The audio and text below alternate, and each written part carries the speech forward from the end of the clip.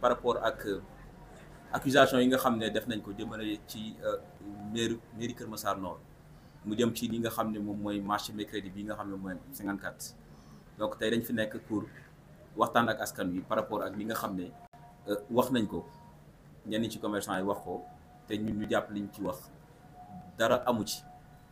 may rappel rek man mii di wax ak yéen man recevoir naa fi ñi nga xam ne ñoom ñooy représentant commerçant yi muy ñaar ku ñuy wax Ndiaye ak Khadim. donc bu ñu fi ñëwee dañoo yëg ne maire dafa arrêté marché bi nga xam ne moom mooy marché bu 54. donc arrêté baa nekk nii ngeen di gis maire moo décidé ne marché bi da koy arrêté. donc bi mu ko arrêté ñi nga xam ne ñoom ñoo fi ñëw ñu doon def conférence de presse démb bu yëg ne marché bi arrêté nañ ko ñu ñëw pour démarcher pour ñu jox leen marché bi.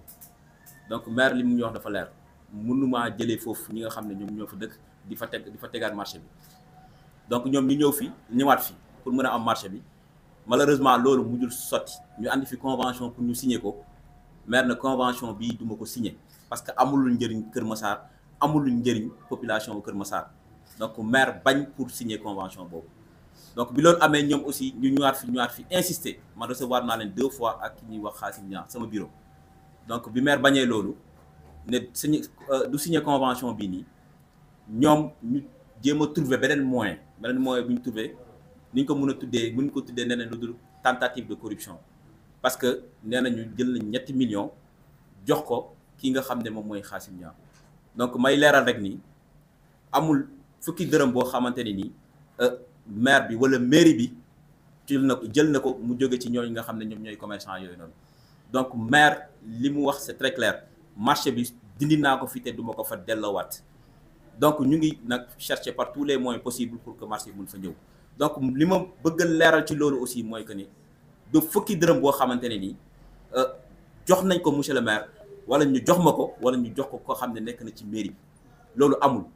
déjà balaa ñu ngay jox nit xaalis il faut mu signer la convention bi fi amoon mooy bi nga xam ne mooy ñi fi njëkkoon nekk et que waa ji ñu koy wax Balla Seck donc ñooñu ñoom ñoo fi nekkoon maire defaral leen convention ñu nekk ci marché bi et que maire aussi bu mu defee déguerpissement jëlee ñi nga xam ne ñoo fa nekkoon aux alentours de 54 donc si la décidé aussi pour jëlee fa marché bi donc munoo nag jël xaalis alors que yow jotoo sa convention loolu munul nekk et que ñoom je défie quiconque du moins bu nekkee gis ngeen fenn foo xam ne ni am na convention bu maire signé ngeen andi ko ba àdduna di tukki doo lañ ko mës a gis te nit ki aussi xanaa nag balaa mu laa jox xaalis il faut nga mu signé balaa mu jël sa xaalis il faut mu signé la convention te loolu amul benn document boo xam ne maire signé na ko mu jëm ci ñoom.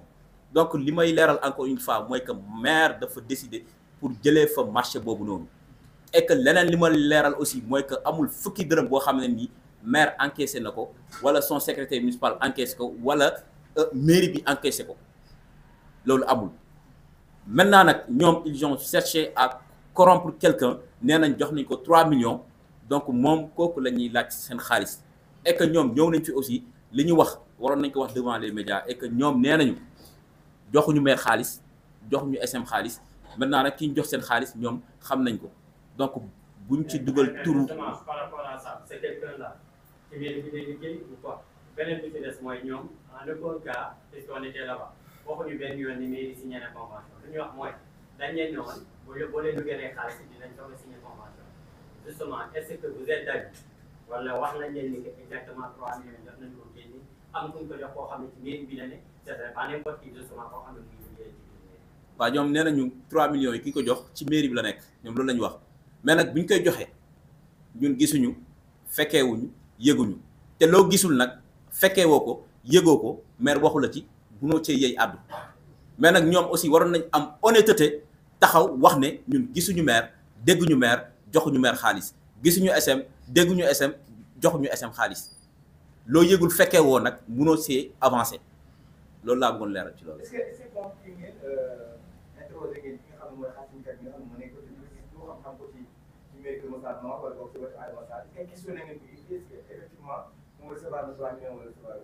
waaw par rapport ak loolu aussi xam nga koy woo aussi pour nga jot ko c'est tout un problème pour nga wax ci ak moom day jafe dafay jafe man jëm naa ko joindre mais c'était très difficile pour échanger ci ak moom donc bu nekkee moom lañ ko jox aussi mooy li mu wax sànq bu nekkee commerçant yi Xaasim Niang lañ jox seen xaalis waroon nañ am honnêteté bi ñuy tenir seen conférence de presse ñu ne ñun joxuñu maire xaalis joxuñu SM xaalis parce que ñun ñaar lañ tudd ki ñu jox xaalis moom mooy Xaasim Niang et que aussi ñu am honnêteté aussi que ni ñun bi ñuy jox Xaasim Niang xaalis bi du ci ndigalu maire parce que maire amul kenn koo xam ne ni nee na la demal nga jël fa xaalis honnêteté boobu noonu laa doon xaar ci commerçant yi même on a été très déçus bi ñu déggee ñuy jéem a éclabousser l'image du maire te tuuti nañ ci nag tuuti nañ ci fii institution la ku fi dugal sa xaalis dagal nañ la quittance nga dem trésor fa fay ñi fi nekk nañ fa ba maire defar suspension bi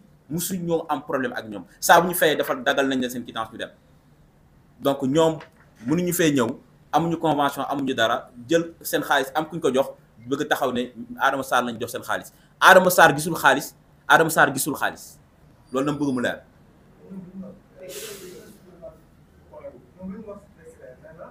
dañu leen Adama Sarr dafa génne le maire nekk fi dañ leen dugal xaalis bi ñu signé leen convention pour signé leen quand leen jël seen xaalis est-ce que aussi problème bi nekk nii aussi ñu nekk autour du maire aussi est-ce que pour bañ nañ ko porte ci loolu pour leeral mbir mi aussi dañu dañoo wax ni maire moo ñu dañuy dugal seen 3 millions pour ñu dugal seen convention.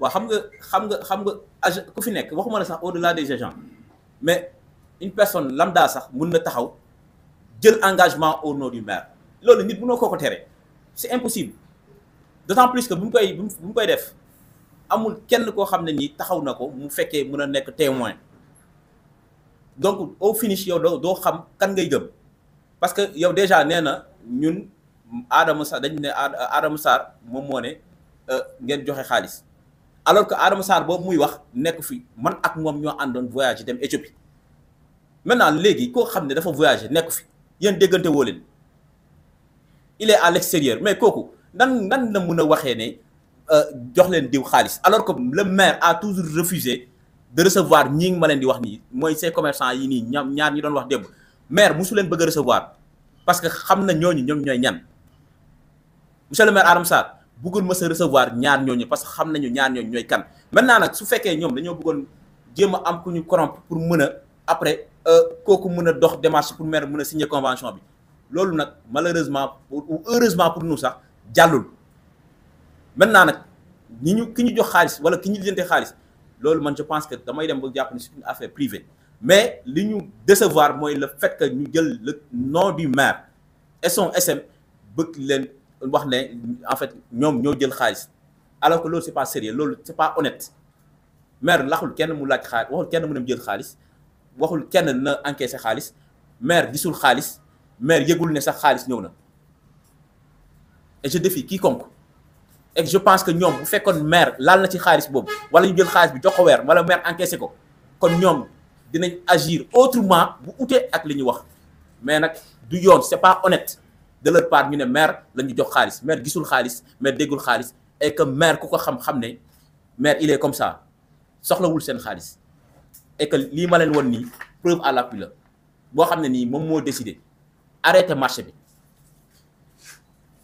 justement en dehors arrêter ba ngeen saisir loolu puisque c'est la municipalité qui a été éclaboussée justement dans cette affaire-là et bu ñu jàngatee ci beneen fànn mu ne sax ñu abus de confiance mën nañu am parce que ci biir wax en dehors de yow Xaasim mu ngi ci biir te nekk na ay intermédiaires yu xaw bëri boo fi nekk rek maire peut-être ils sont induits en erreur bu ñu joxee keneen xaalis ndax il était municipalité porté na mbir mi devant la loi justement pour éclairer mbir mi parce que gis nañ décharge boo xam ne c'est signé pour nit moo def encaissé xaalis ko ndax yéen di ngeen bàyyi au nom de la municipalité ñu éclabousser ko ci problème yi mel nii. ñun on a porté plainte man je suis le secrétaire municipal et que du ma nangu aussi image yu mairie bi Kër Massar Nord ak ni mu mel ak li muy représenté au niveau national ñuy ternir image am ci loo xam ne yegul ci ñun on a porté plainte beneen bi si topp nag mooy que décharge bi ñuy wax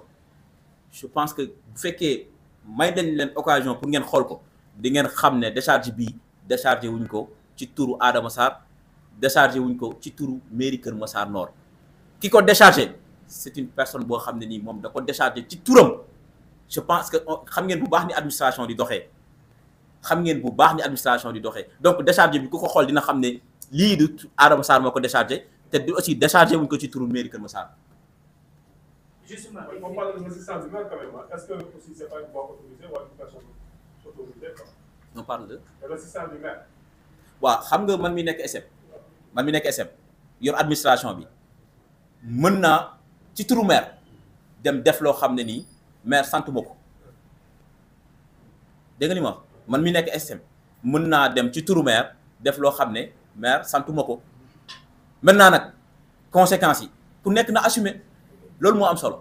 waaw vous entendez parler daf ngeen di dégager seen responsabilité si par rapport ak problème bi bu ñuy joxe ne am na si diggante Xaasim ak commerçant yi wala sax plainte bi nga xam ni nee na déposé ngeen ko c'est contre ces commerçants yi nga xam ne nii seeti nañ la ak le maire wala contre Xaasim bi nga xam ne jot nañu daal nekk si diggante bi. waaw xam nga plainte bi ñun mënuñoo comprendre nekk ay kilifa nekk ci mairie bi di liggéey depuis combien d'années kenn mësuñoo xamee ci lu ñaaw kenn mësu ko fi dégg aussi. donc mënuñu comprendre deux personnes mal intentionnées nag laa wax parce que ku dégg démb li ñu wax di nga ko xam ñu taxaw di taxer le maire et son SM d'escroc xaw ma de bon ils nous ont traité de tous les noms léegi nag loolu ñun duñ ko bàyyi parce que aussi on a notre image à préserver et que aussi on est dans un contexte boo xam ne nii très particulier boo xam ne li ñu wax mooy jubanti ci contexte boobu lañ nekk. donc bu ñu ñun ci lañu inscrire ci la ñu nekk et que ci lañ yàgg di dox maintenant nag lii bu ñëwee dal suñu kanam et que ñun ñu doon am lu ñu doxee ah non dañuy jël suñu responsabilité pour won adduna ni lii xew ñun kat du lu maire digle du lu maire santaane et que bu ñu koy def maire yëgul bu ko defee mu leer ci bopp bépp Massarowa je pense que loolu moo tax ñu def plainte bi et que moom bu ñu cité wul woon taxé ñu de ces noms là duñ ko plainte parce que on considère jusque là que affaire bi c'est une affaire privée ah contre les commerçants.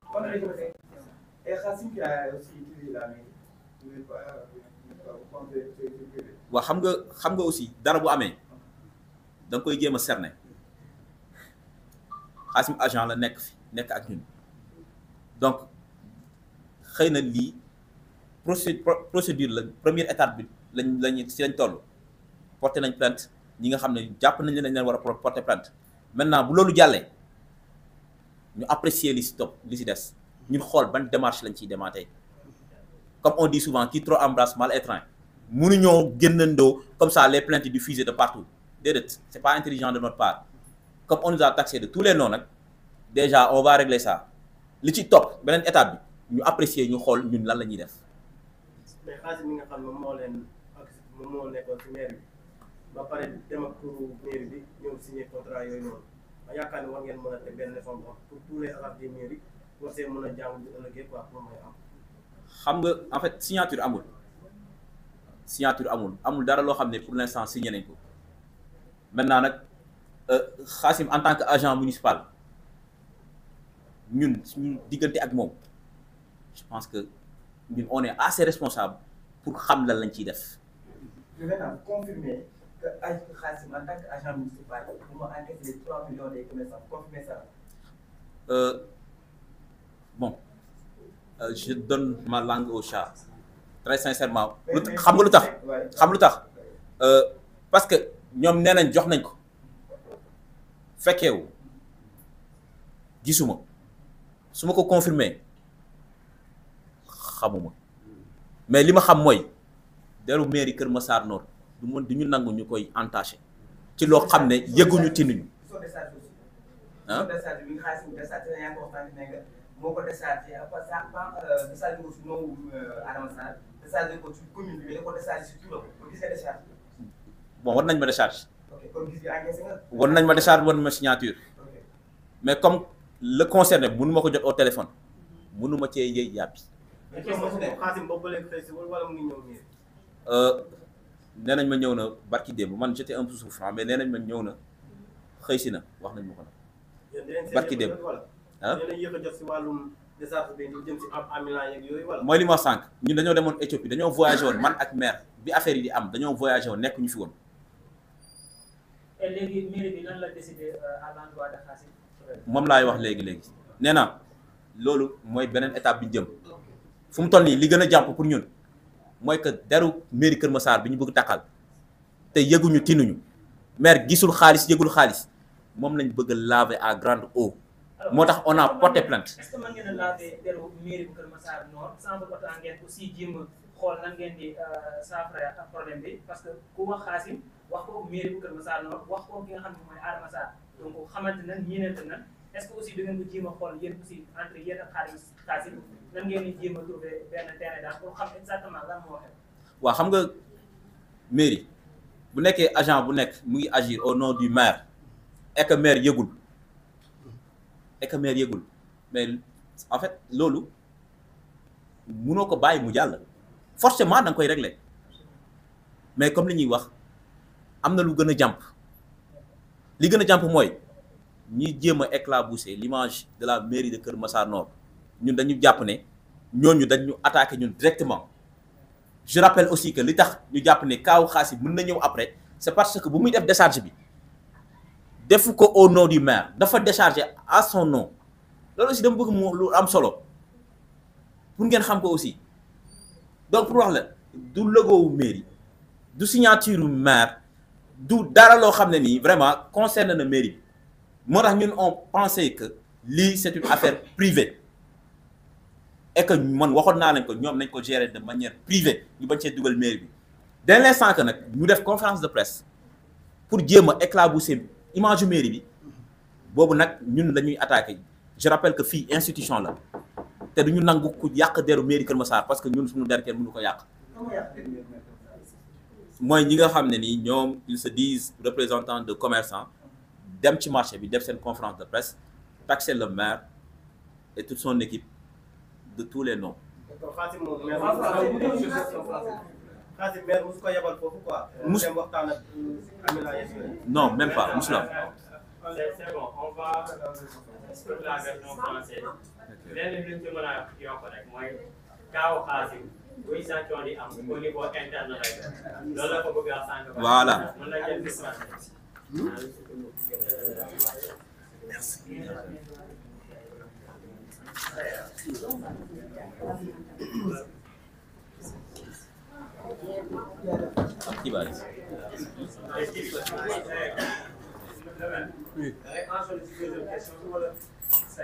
Non, c'est bon. Non, il va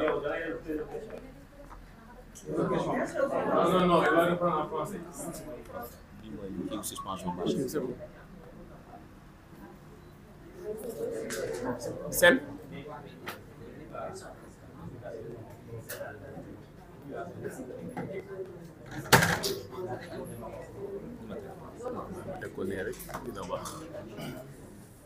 Voilà.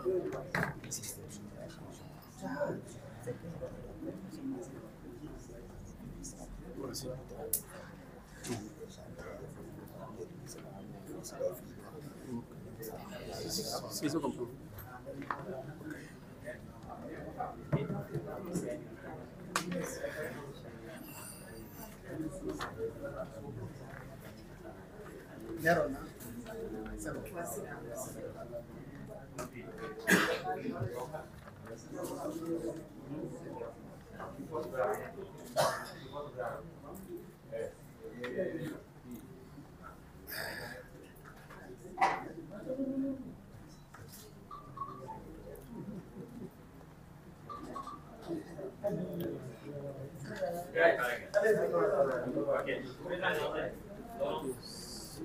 C'est M. Mandiaye Mbeng, deuxième adjoint au maire de la commune de Kër Massar Nord.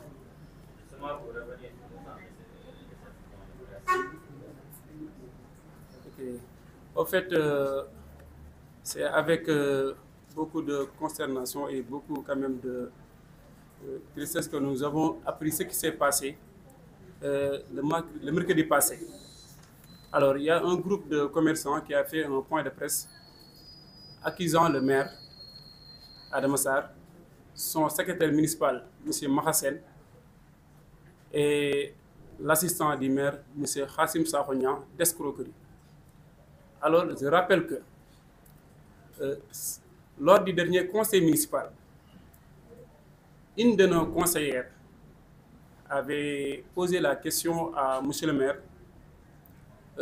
la question suivante, en lui demandant que elle a vu des agents demander aux commerçants une somme de 8 000 francs pour pouvoir étaler leurs marchandises et vendre. Alors, le maire lui avait répondu en lui disant que la commune a décidé d'arrêter ce marché hebdomadaire pour les raisons suivantes. Ce sont les populations qui ont demandé via les délégués de quartier d'arrêter ce marché pour des raisons de sécurité. Alors, on a reçu plusieurs délégués et aussi les riverains se sont plaints. Alors, après cela, le maire a, si vous regardez bien, vous avez ici l'arrêté qui suspend ce marché. Moi qui vous parle, j'ai eu à recevoir M. Balasek et un de ses collaborateurs qui m'ont interpellé. Alors, au début, l'objectif c'était quoi? C'était de délocaliser le marché. Alors, plusieurs sites ont été cités. Mais après constatation avec le maire, alors le maire nous a instruit que ce marché-là doit arrêter dans la commune. Alors, à notre grande surprise, nous avons vu que les commerçants se sont entêtés pour étaler leurs marchandises et vendre.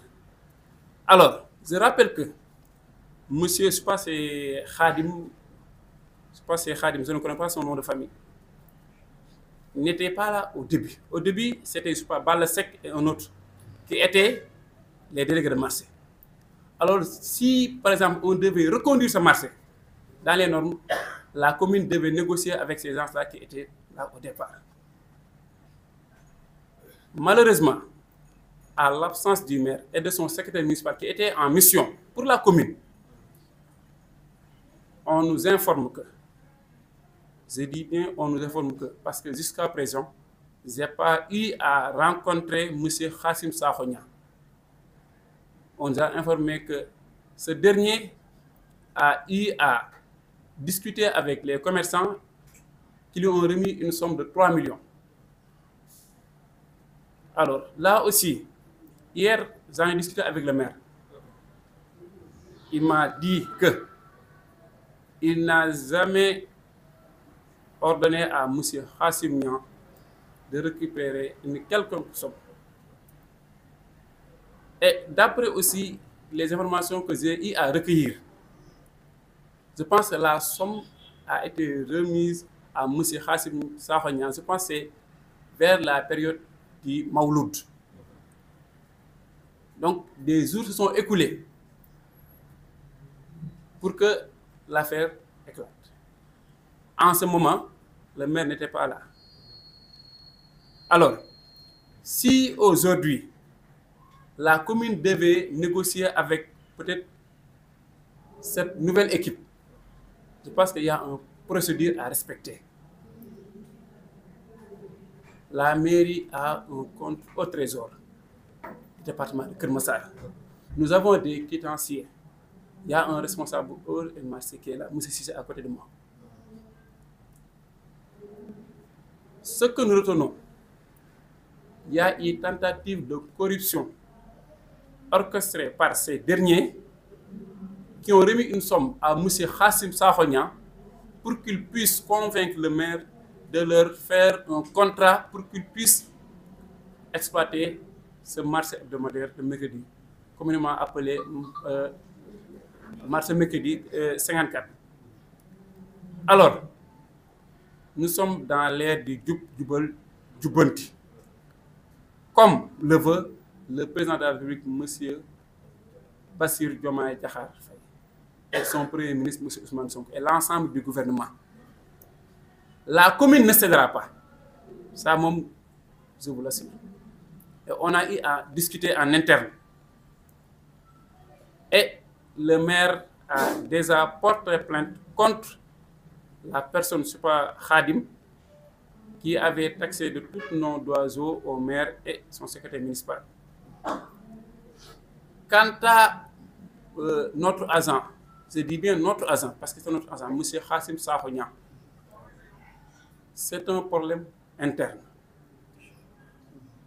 Et comme c'est un travailleur, nous sommes soumis au règlement du Code du travail.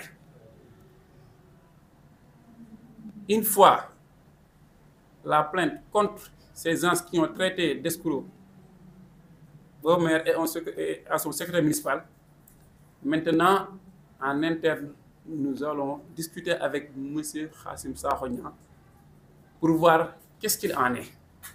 Mais au moment où je vous parle, moi-même, je n'ai pas encore vu ni discuté avec M. Khassim Sakho Niang. Alors, une chose est sûre, dans la vie, il faut savoir raison garder.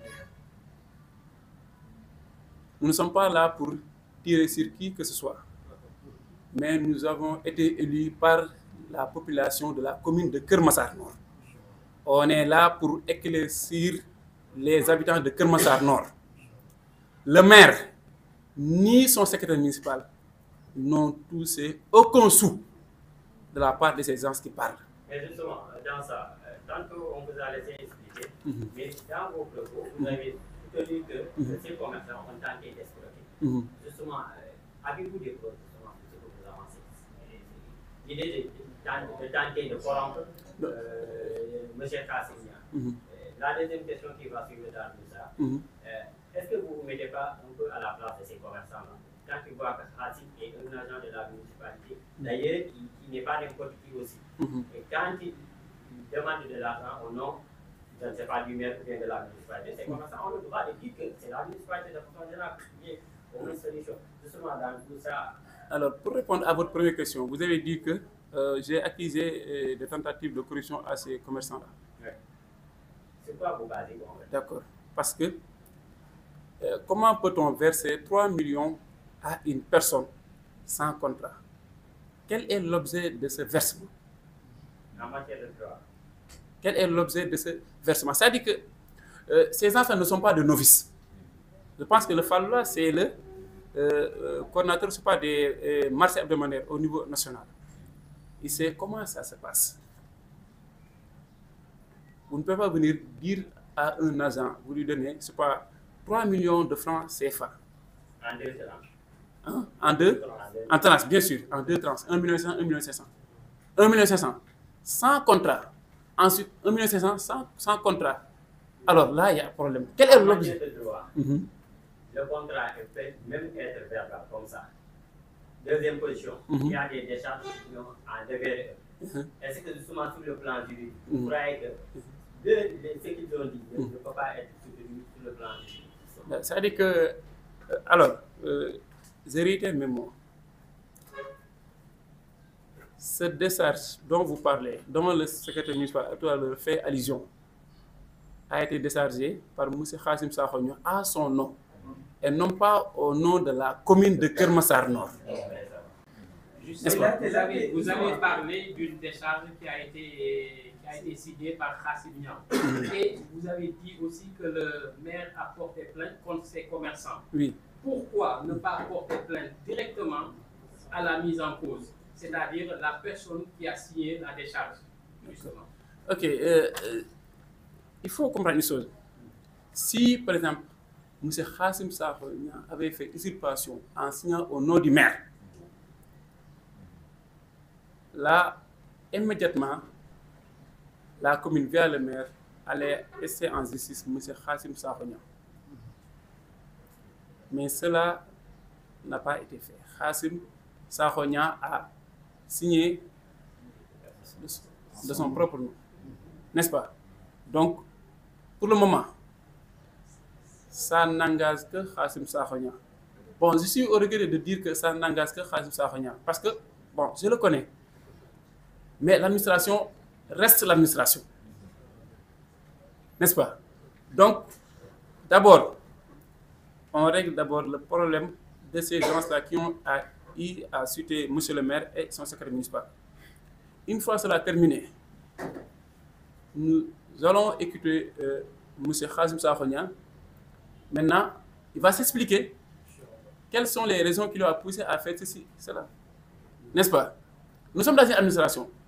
Et on ne peut pas, par exemple, se lever du jour au lendemain, vouloir sanctionner sans connaître quand même les tenants et les aboutissants. Donc, une fois avoir parlé avec M. Khassim Safounia, là, la commune, via le maire, va prendre ses responsabilités. Hein? L'arrêté du maire portant suspension du marché, ça date du 29 mai 2024. On a constaté depuis que c'est mercredi passé là, de marche organisée, les gens pour fonctionner le commerce. Alors, lors de, je pense, le conseil municipal, c'était le 28 passé. Alors, lorsqu'on a interpellé le maire, parce que le maire même avait dit, en présence du secrétaire municipal, mais surtout en présence de l'autorité administrative, le sous-préfet de l'arrondissement de Malik, le maire avait dit qu'on avait suspendu. Il faut demander à nos agents du service technique qui s'occupent de ça et aux riverains. Vous pouvez prendre les délégués de quartier de l'unité 16 et l'unité 18 des Passes Assainies. À chaque fois, les agents se pointaient pour interdire aux marchands d'étaler leurs bagages. À plusieurs reprises, moi j'ai eu à recevoir le bal sec là et un autre qui négociait pour étaler. Maintenant, je pense qu'après le conseil municipal, les commerçants ont eu à étaler et à vendre. Parce que la veille, le secrétaire municipal qui a été envoyé par le maire était parti à la gendarmerie. Ils étaient partis avec des gendarmes. Je pense même que c'est le commandant et je parle l'adjudant qui avait demandé au maire, au secrétaire municipal, comme ils ont déjà étalé. Donc, il faut leur permettre de vendre aujourd'hui. Maintenant, ils vont arrêter. Pour éviter aussi de détériorer leurs marchandises et autres. C'est la raison pour laquelle, ce jour-là, ils ont pu étaler et vendre. Bon, je pense que le conseil, c'était le 28. C'était un samedi. Bon, le mercredi suivant, je ne me souviens pas de la date exacte, mais le dernier conseil municipal, c'était le samedi 28. Donc, après, le mercredi suivant, c'est ce mercredi-là que le secrétaire municipal et quelques agents, de même que des agents de la gendarmerie, ont fait la descente. Mais pour éviter que ces marchands-là puissent peut-être perdre leurs marchandises, alors on les a permis d'étaler et de vendre. Mais pour que les jours à venir, que cela cesse. Et même justement, même le mercredi, récemment, hier aussi, c'est passé là, les gens m'ont vendu aussi. À chaque fois, ça se passe comme ça. Il faut venir en retard et puis le récemment. Ça se passe comme ça. Non, non, ça dit que après, vous savez, le problème, je peux dire que le maire, de même pas membre de conseil ou bien d'adjoint au maire, ont su le problème tardivement. Parce que si on vous dit que la somme a été versée en période de Mawlud, n'est-ce pas? Alors, c'est récemment, lorsque le secrétaire municipal a instruit aux agents de dire à ces gens-là qu'ils ne vont plus étaler là-bas, c'est en ce moment que les gens ont su que ces gens-là ont déjà versé cette somme-là. Est-ce que vous avez compris? Le décret, vous avez dit que c'est le mois de mai. Oui. Oui. C'est le mois de mai. Oui, le 28 mai. Oui, le mois de c'était le mois de oui. Ça dit que lorsque l'arrêté a été signé par le maire, il n'y avait plus de marché. Les gens venaient, surtout le Balasek là et un autre, ils venaient souvent à la mairie pour négocier, mais ils n'avaient pas gain de cause. Des fois, il y a des récalcitrants, qui peut-être un groupe qui venait, qui est allé, certains gens des services techniques étaient là-bas pour ramasser les marchandises et les amener à la mairie. Et des fois, ils revenaient ici pour négocier. Des fois, on faisait des amendes. Des fois aussi, bon, comme aussi nous sommes dans un pays de masla, des fois les gens aussi, lorsqu'ils retenaient les marchandises, jusqu'au soir, bon, les gens rendaient leurs marchandises. Mais depuis l'introduction, on peut dire que le marché ne fonctionne plus. C'est la raison pour laquelle, si vous regardez là... Le plus ne fonctionnait pas normalement. Bon, on peut dire qu'il ne fonctionne plus. Parce qu'un groupe d'individus de 10 personnes, ce n'est pas le marché. Et lorsqu'on a interpellé, moi j'étais dans le bureau du directeur technique avec M. Abdelaziz Sow, qui gère la voirie, et d'autres agents. J'étais avec le bal sec là, je lui ai dit, mais vous, on vous a dit que le marché est interdit. il m'a répondu que ce groupuscule n'obéit pas aux délégués. Maintenant, si vous trouvez des gens là-bas qui étalent, il faut ramasser les marchandises. Maintenant, dans la commune de Keur Massar Nord, est-ce que les populations n'ont pas à s'inquiéter si des agents municipaux, des travailleurs de la mairie encaissent de l'argent, des populations de tierces personnes, mais aussi on négocie parfois, on brave même, et on n'applique même pas l'article du maire. Est-ce que les populations n'ont pas à s'inquiéter dans ce cas? Alors, je rappelle que je pense que c'est la première fois que vous entendez une telle histoire. Alors, l'histoire des terrains. bon, peut-être on va y revenir, comme ce n'est pas l'objet de ce point de presse, n'est-ce pas?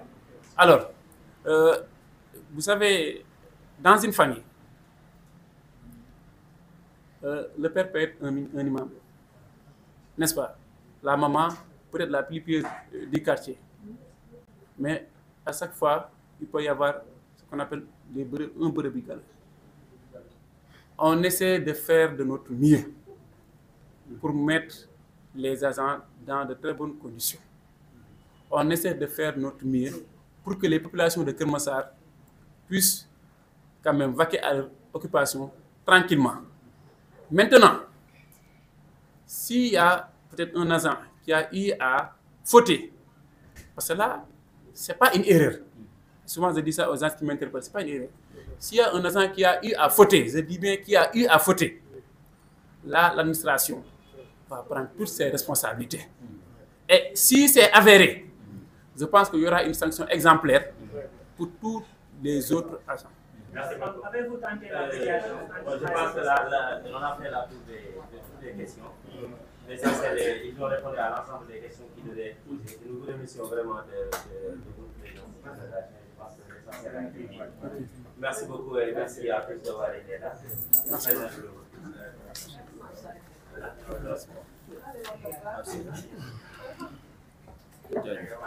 Merci, monsieur. Merci. Ok. Merci. Ah, ok. Voilà.